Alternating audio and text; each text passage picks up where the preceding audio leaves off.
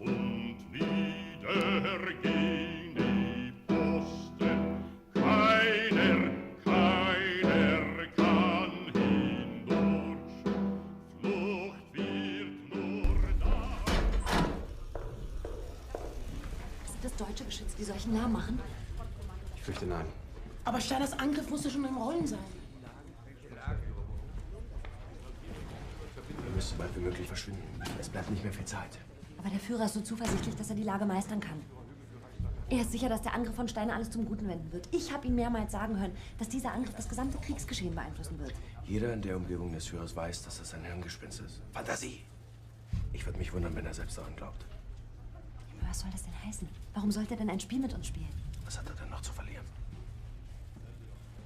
Ich glaube ihm kein Wort. Es ist dem Feind gelungen, die Front in breiter Formation zu durchbrechen. Im Süden hat der Gegner Zossen genommen und stößt auf Stahnsdorf vor. Der Feind operiert jetzt am nördlichen Stadtrand zwischen Frohnau und Pankow. Und im Osten ist der Feind bis zur Linie Lichtenberg-Marsdorf-Karlshorst gelangt. Mit dem Angriff Steiners wird das alles in Ordnung kommen. Mein Führer, Steiner konnte nicht genügend Kräfte für einen Angriff massieren. Der Angriff Steiner ist nicht erfolgt.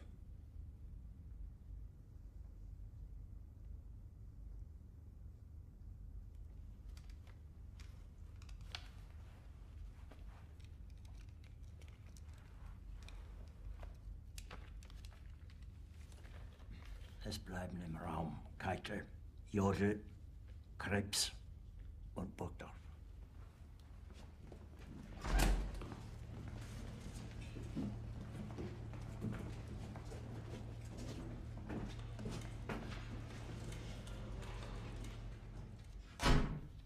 Das war ein Befehl!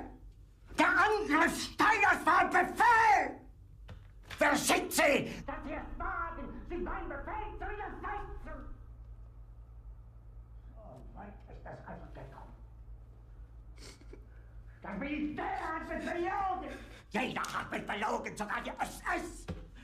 Die gesamte Generalität ist nichts weiter als ein Haufen niederträchtiger, treuloser Feiglinge! Mein Führer, ich kann nicht zulassen, dass die Soldaten, die für Sie verbringen... Nicht als Feiglinge! Verreiter, Versager! Mein Führer, was Sie da sagen, ist ungeheuerlich. Die Generalität ist das Geschmeiß des deutschen Volkes! Sie ist ohne Ehre! Sie nennen sich Generale, weil Sie Jahre auf Militärakademien zugebracht haben, nur um zu lernen, wie man Messer und Gabel hält! Jahrelang hat das Militär meine Aktionen nur behindert. Es hat mir jeden nur sämtlichen Widerstand in den Weg gelegt. Ich hätte gut daran getan, von Jahren alle höheren Offiziere liquidieren zu lassen, wie Stalin.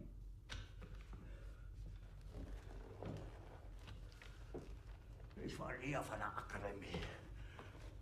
Und doch habe ich allein auf mich gestellt, ganz Europa erobert. Verräter! Von allem Anfang an bin ich so verraten und betrogen worden. Es wurde ein ungeheurer Verrat geübt am deutschen Volke. Aber alle diese Verräter werden bezahlen. Mit ihrem eigenen Blut werden sie bezahlen. Sie werden es saufen in ihrem eigenen Blut. Bitte gerne. Jetzt beruhig dich doch.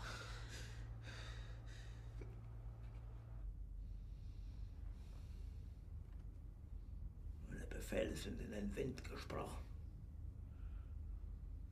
Es ist unmöglich, unter diesen Umständen zu führen.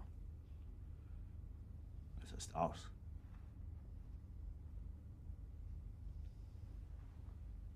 Der Krieg ist verloren.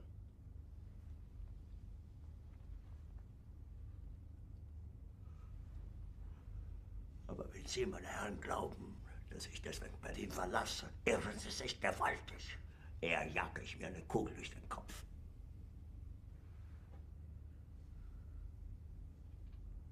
Tun Sie, was Sie wollen.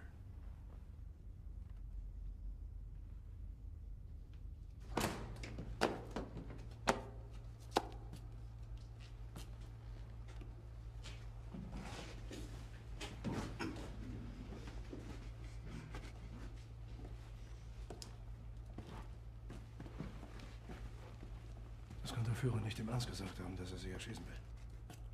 Oh, Frau Christian. Ziehen Sie sich sofort um. In einer Stunde geht ein Flugzeug, das Sie nach Süden bringt. Es ist alles verloren. Hoffnungslos verloren. Aber du weißt doch, dass ich bei dir bleibe. Ich lass mich nicht wegschicken.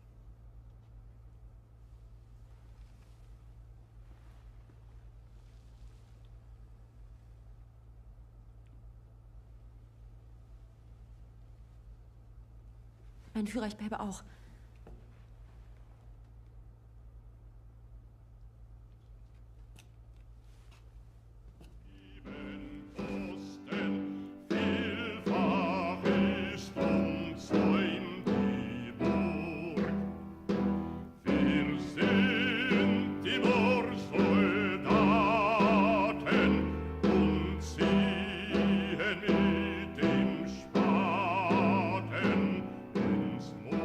So let's talk about the end of the war.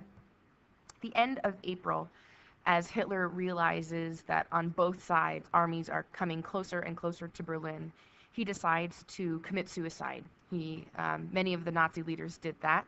Rather than being captured and prosecuted for their massive war crimes, they kill themselves. So then the Nazi generals are left to decide what to do, and they decide to surrender very wisely. So that officially takes place on May 8th, 1945. So that is called Victory in Europe, or VE Day. And there was widespread relief, celebrations, in particular in Britain, these communities that have been under the threat of war for nearly 6 years, extreme rationing.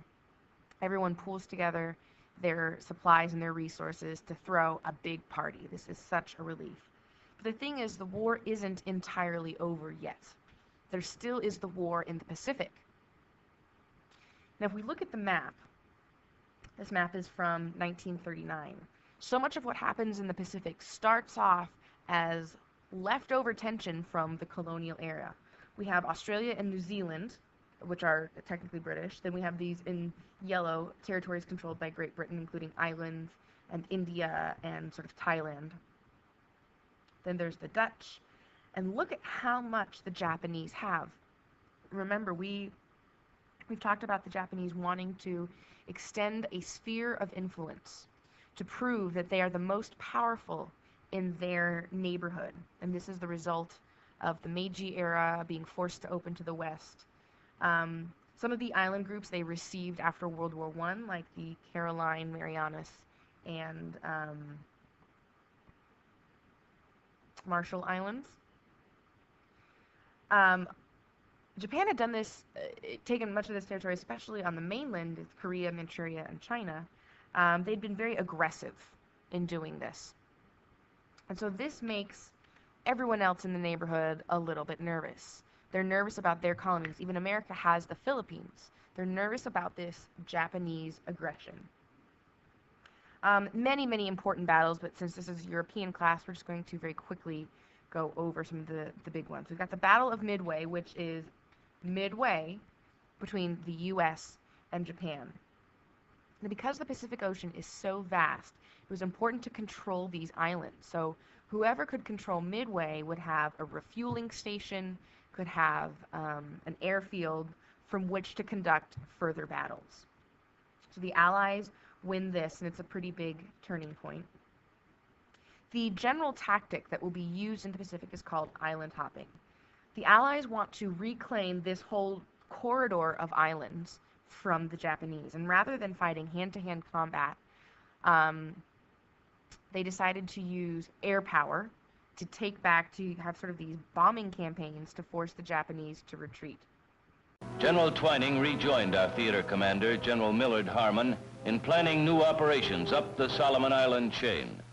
We had fresh B-24s, and in July were able to launch our 37-day campaign to Jap-held Munda Field on New Georgia Island. Some of us had taken off from hard-won Henderson Field on Guadalcanal, which American men had bought and paid for with their lives. The blow we were about to deliver to Munda, we hoped would make their sacrifices worthwhile. We were finally nearing the island. As soon as we made our approaches to Munda, jungle-hopping medium bombers went after the Jap airdrome and its defenses.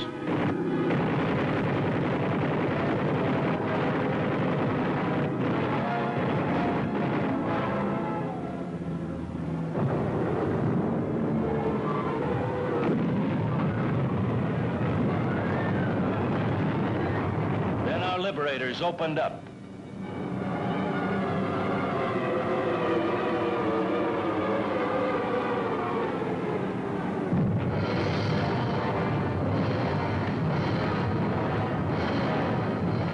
Stubbornly, the enemy held on until 171 aircraft dropped 145 tons of bombs in a half hour.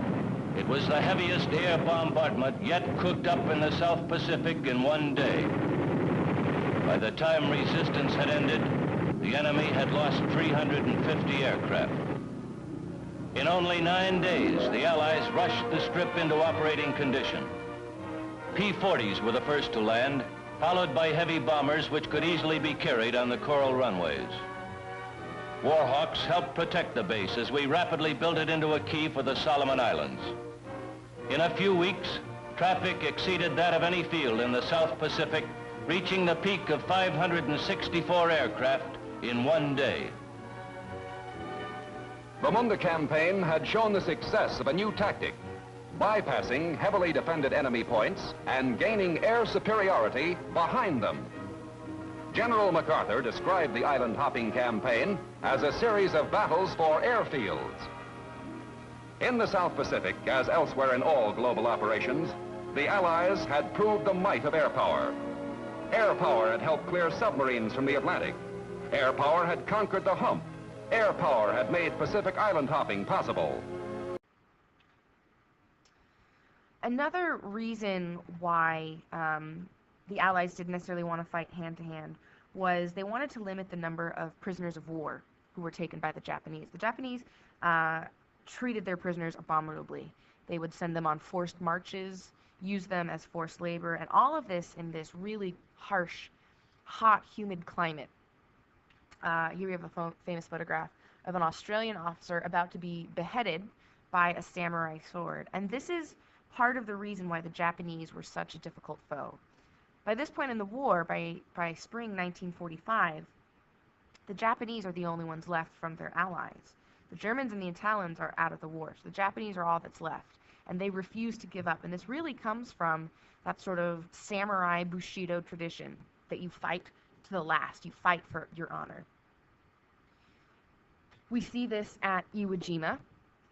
Iwo Jima was a volcanic island, and the Japanese had dug series of caves all throughout. They were willing to hold on to that island. It wasn't that they needed to farm or anything, but it was the proximity to Japan, that it could be used as an airfield to then launch bombing campaigns over Japan. Again, using that fight to the last mentality. And the Allies just are exhausted. They have risked so many men, so many lives. At Iwo Jima, by this point in the war, it was very common for journalists to be traveling to send back information of what's going on. And he wanted to capture the American success and victory on the island of Iwo Jima. The tallest point was Mount Suribachi. So this was the photo he wanted to get. And when he was testing his camera, this was another photo he took. This becomes the famous photo and the inspiration for the Iwo Jima Memorial in Arlington, Virginia. So the Pacific campaign, the Pacific theater in general, very, very costly.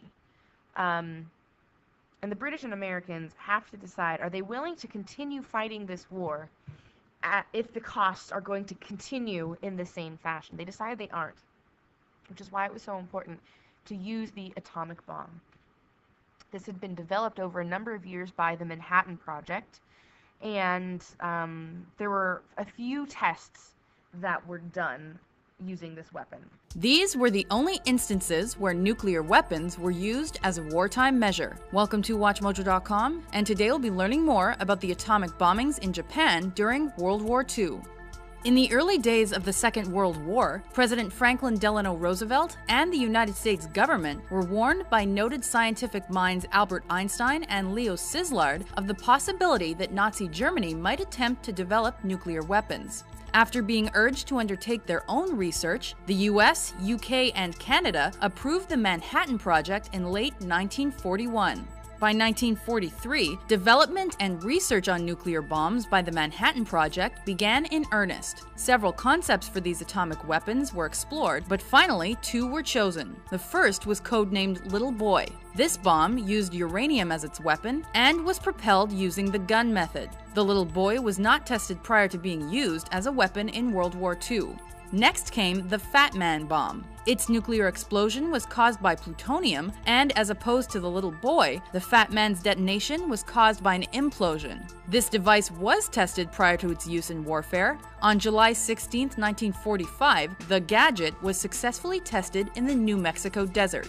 This explosion resulted in a bright flash of light and heat, followed by a shock wave and a mushroom cloud that rose 40,000 feet. This event is credited with ushering in the atomic age. The United States and the Allies then had nuclear weapons at their disposal and planned to use them in an effort to end the war. Just a few months prior to the bomb's test, on May 8th, the Germans unconditionally surrendered. Because of this, Japan became the next likely target, and several Japanese cities were then proposed. Hiroshima and Nagasaki were finally chosen as the most strategic bombing locations due to their importance in the war effort.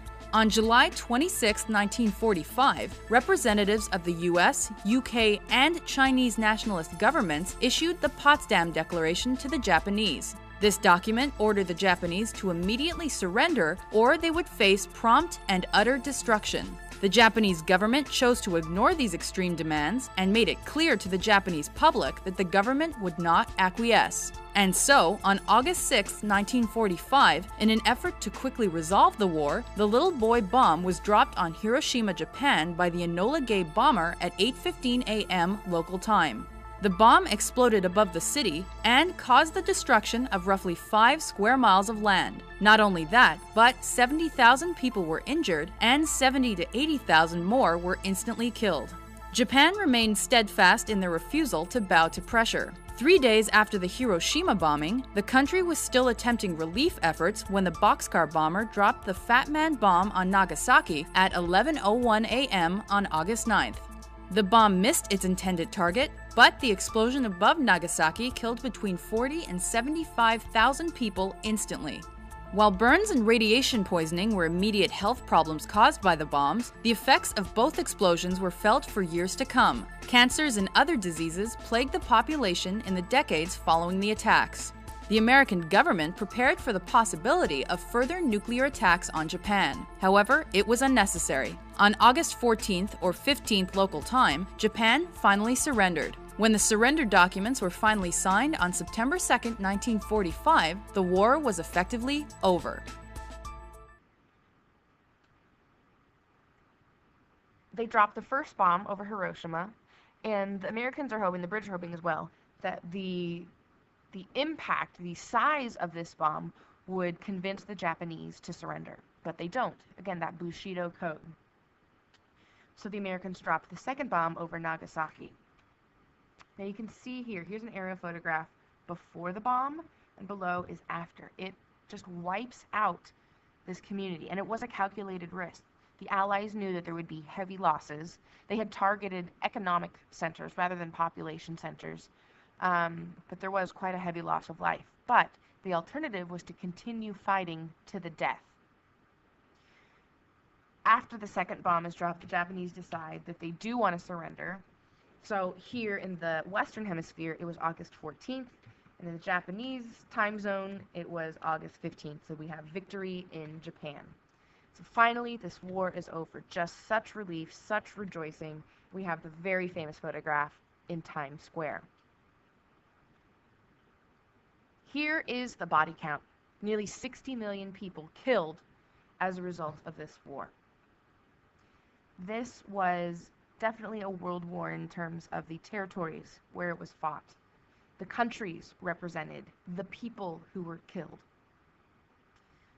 this war really demonstrates the power of modern science, either for good or for evil.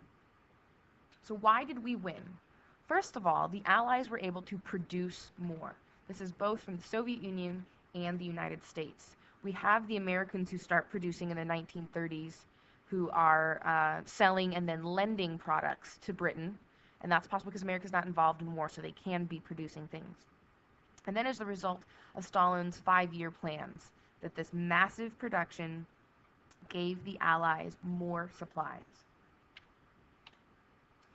Then we have the entry of the U.S. as of December 7th, 1941.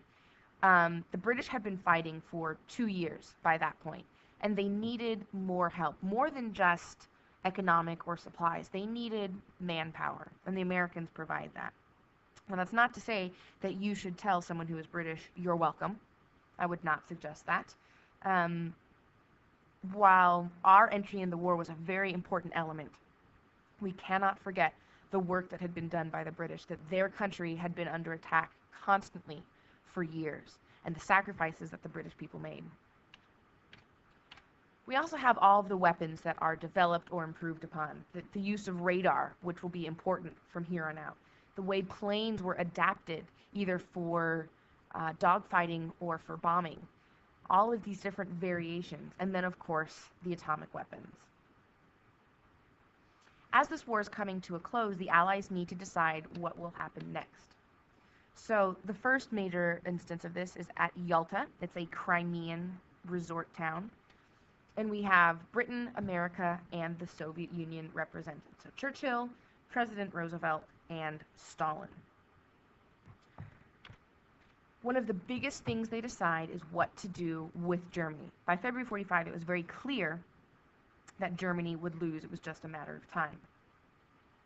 Now, they could take a page from the Treaty of Versailles and take away territory, force them to pay reparations, punish them. But as they saw, that did not work, and that caused war. So Germany is allowed to stay Germany. Germany keeps its borders, and it will just be occupied and sort of babysat by these allied nations. So here we can see the territories. And still in that pink, those areas that will be controlled by the U.S., we still have a number of American air bases and military outposts. The other issue is that the British and Americans asked Stalin, if the war lasts much longer, would Stalin get involved in the Pacific? Stalin absolutely did not want to. He felt that he had done his part. He had disabled the Germans enough in the Eastern Front in the Battle of Stalingrad that he didn't need to sacrifice anymore. Then, once the war in Europe is done, they need to come up with a few more specifics. So they do that at Potsdam, which is just outside of Berlin. Same countries, but different people. We'll start with America. President Franklin Roosevelt had died. He had been ill for quite some time. And so his vice president, Harry Truman, takes over. We still have Stalin. And then we have Clement Attlee, the new British Prime Minister. When the war was over, Britain holds elections, as they hadn't for so long because of the war. Churchill, the man who had led the British people through the war, through a few harsh policies, rationing, sort of that sense of the stiff upper lip that the British have.